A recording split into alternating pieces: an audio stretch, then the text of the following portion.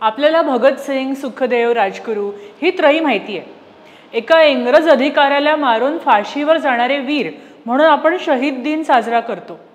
पण त्याआधी 21 वर्षांपूर्वी अजून 3 क्रांतिकारक अशाच क्रांतिकारी घटनेत म्हणजे एका इंग्रज अधिकाऱ्याचा खून केल्याप्रकरणी फाशी दिले गेले. हे आपण का लक्षात ठेवत नाही? कृष्णाजी कर्वे, अनंत कान्हेरे आणि विनायक देशपांडे हे ते 3 तरुण मूळचे नाशिकचे. आजच्या दिवशी म्हणजे 19 एप्रिल रोजी ज्यांना फाशी झाली होती. मी सविस्तर घटना सांगते आणि या निमित्ताने काही प्रश्नही उपस्थित करते.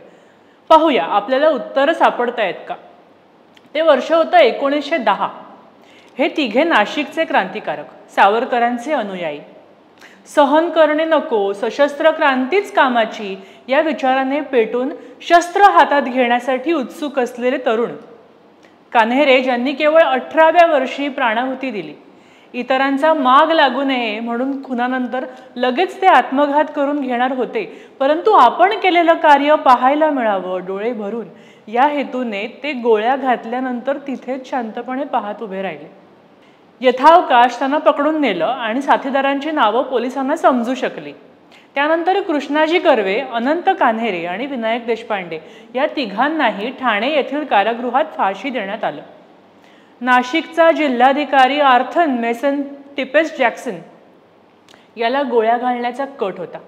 त्याची मुंबईत बदली झाली तर हे काम करण्यास उशीर होईल आणि कदाचित कठीण जाईल म्हणून घाईतच नाशकात त्याच्यावर घाला घातला.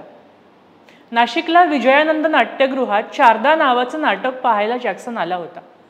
कान्हेरे यांचे नाव आपण वाचले असतेच इतिहासाच्या पुस्तकात, पण त्यांच्याबद्दलची इतकी मोठी घटना आपल्याला माहिती नसते.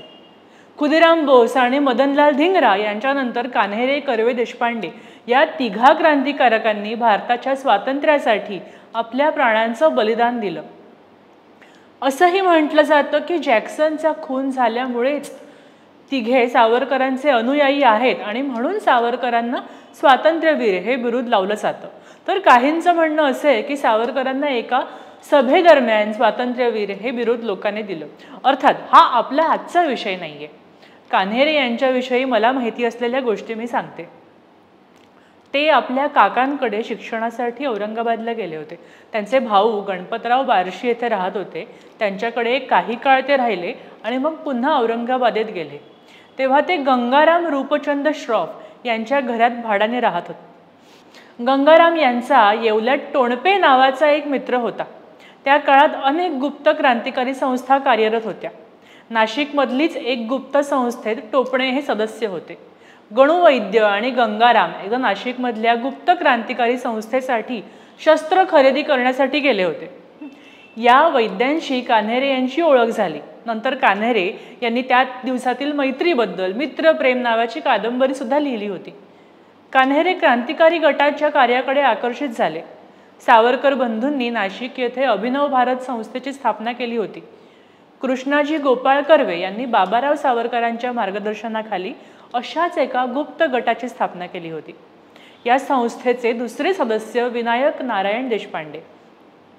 सावरकर बंधू मदनलाल धिंगरा यांच्याकडून स्फूर्ती घेऊन अनंत कान्हेरे यांनी नाशिकचा कलेक्टर जॅक्सन याला ठार मारण्याचं ठरवलं. त्याला कृष्णाजी गोपाळ कर्वे आणि विनायक नारायण देशपांडे अशा समवयस्क साथीदारांनी जोड दिली. जॅक्सनची मुंबई येथे वरच्या बदल्यावर बदली करण्यात आली. त्याला नाशिक येथेच मारणं जास्त सोपं होतं. 21 डिसेंबर 1909 या दिवशी नाशिकातल्या विजयानंद थिएटरमध्ये शारदा या नाटकाचा प्रयोग जॅक्सनच्या निरोप समारंभासाठी ठरला होता. जॅक्सन मराठी भाषेचा आणि नाटकांचा चाहता असल्याने या प्रयोगास येणार होताच. नाटकाचा प्रयोग सुरू होण्याची वेळ झाली. सर्वजण आपापल्या जागेवर स्थानापन्न होत असताना अनंत कान्हेरे यांनी जॅक्सनवर पिस्तुलातून गोळ्या झाडल्या. जॅक्सन जागीच ठार झाला. अनंत कान्हेरे आपल्या जागेवरच शांतपणे उभे राहिले. त्यांना अटक करण्यात आली. कान्हेरे, कर्वे आणि देशपांडे यांच्यावर खटला भरण्यात आला. ठाण्याच्या तुरुंगात आजही अनंत कान्हेरे यांचं स्मारक आहे. नाशिकमध्ये अनंत कान्हेरे नावाचे क्रिकेटचे मैदान आहे आणि ते आपल्या इतिहासाच्या पुस्तकातही कायमचे विराजमान झाले. परंतु आजच्या दिवसाला शहीद दिन असंही म्हणत नाहीत की त्यांचं कौतुक राष्ट्रीय पातळीवरही होताना दिसत नाही. असं नेमकं काय झालं असावं की त्यांच्याकडे इतिहासाने दुर्लक्ष केलं?